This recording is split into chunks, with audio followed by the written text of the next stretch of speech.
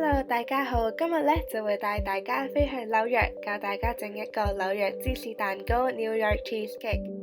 首先就將幾滴油加入蛋糕模入面，就再將油平均咁樣分佈。完成咗呢個步驟之後就可以去整我哋嘅消化餅底啦。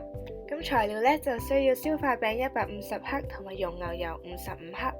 咁首先就將消化餅整碎啦，然後就可以將牛油倒埋落去，一齊撈勻佢。咁撈到好似一個濕咗嘅沙嘅狀態就可以用噶啦。咁呢個時候就可以將佢倒入你個蛋糕模入面啦。你就可以用一個有平底嘅碗，或者用一隻匙羹壓實佢哋。咁壓實咗之後就可以放入焗爐焗15分鐘。咁而家我哋就可以準備整我哋嘅芝士餡料啦。咁材料方面我哋需要750克嘅忌廉芝士、300克砂糖、3隻大雞蛋，同埋3克搵你奶油。將忌廉芝士擺入攪拌器入面之後就可以開機打到佢滑身。咁呢個過程就需要1至2分鐘。咁就再將打蛋器慢慢加速啦。然後就將一半嘅砂糖倒入去，然後攪勻佢。勻咗之後就可以將另外一半加埋落去，攪到見唔到砂糖粒就可以啦。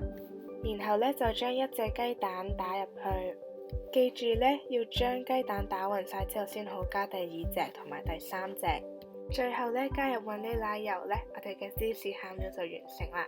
咁呢個時候就可以將餡料倒入去我哋嘅蛋糕模入面啦。用一個預熱咗180度嘅焗爐焗45至55分鐘。蛋糕出咗爐之後就可以擺喺室溫攤凍，然後用保鮮紙包住，再放入雪櫃雪最少6個鐘頭。6個鐘頭之後就可以將蛋糕攞出嚟，然後將保鮮紙移走，用刀圍住蛋糕轉一圈。為咗個蛋糕靚啲就可以用刀輕輕咁喺側邊抹一抹。最後一個步驟就會需要酸忌廉200克同埋砂糖15克，將砂糖倒入酸忌廉入面撈勻佢，然後將酸忌廉倒喺蛋糕上面，用一把抿刀或者匙羹將佢平穩咁樣分佈。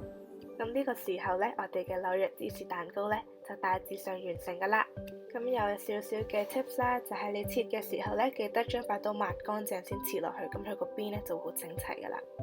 咁食嘅時候就可以隨意放你中意嘅生果或者果醬。咁如果中意呢條片嘅就記得讚好同埋訂閱啦。拜拜。